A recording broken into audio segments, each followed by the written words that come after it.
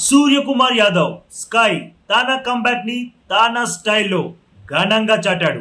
ఆర్సీబీతో జరిగిన మ్యాచ్ లో కేవలం 17 బంతుల్లోనే హాఫ్ సెంచరీ బాధేశాడు.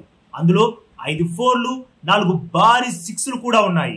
ఇక ఈ సూపర్ నాక్ తర్వాత సూర్య మాట్లాడుతూ ఈసారి ఐపీఎల్ స్టార్టింగ్ మ్యాచ్లకు దూరం అవ్వడం గురించి, నెట్స్ లో కూడా జస్ప్రీత్ బుమ్రాని ఎదుర్కోకపోవడానికి గల కారణాల గురించి వివరించాడు. సూర్య ఏమన్నాడంటే, వాంకడే స్టేడియంలో ఆడడం ఎప్పుడూ ఆనందాన్ని ఇస్తుంది.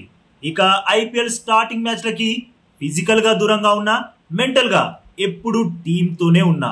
టీం కి దూరంగా ఉన్నానన్న ఫీలింగ్ నాకైతే అస్సలు కలగలేదు. ఇక మ్యాచ్ విషయానికి వస్తే, ఆల్మోస్ట్ 200 టార్గెట్ ని ఛేదిస్తున్నప్పుడు గ్రౌండ్ లోని డ్యూ ఫ్యాక్టర్ ని అర్థం చేసుకుని అవసరమైన రిస్క్ తీసుకోవడం చాలా చాలా ఇంపార్టెంట్. రోహిత్ ఇంకా ఇషాన్ బీభత్సంగా బ్యాటింగ్ చేసి పరుగుల వరద పారించారు. దాంతో మా ముందున్న ఒకే లక్ష్యం వీలైనంత త్వరగా మ్యాచ్ ని ముగించేసి నెట్ రన్ రేట్ ని పెంచుకోవడం. ఇక నా బ్యాటింగ్ గురించి అంటారా, ఫీల్డింగ్ కి తగ్గట్టుగా ఉంటుంది. అలాంటి షాట్స్ నే ఎక్కువగా ప్రాక్టీస్ చేస్తూ ఉంటా.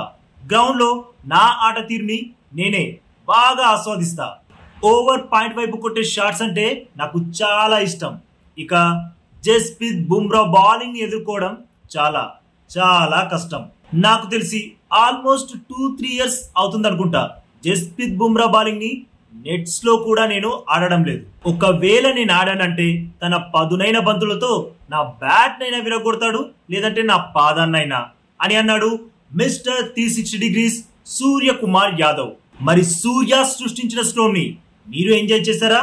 ఓ ఫుల్ గా అని మీ ఆన్సర్ అయితే వీడియోకి ఒక లైక్ కొట్టండి. అలాగే మన ఛానల్ ని సబ్స్క్రైబ్ కూడా చేసుకోవచ్చుగా ఫ్రెండ్స్.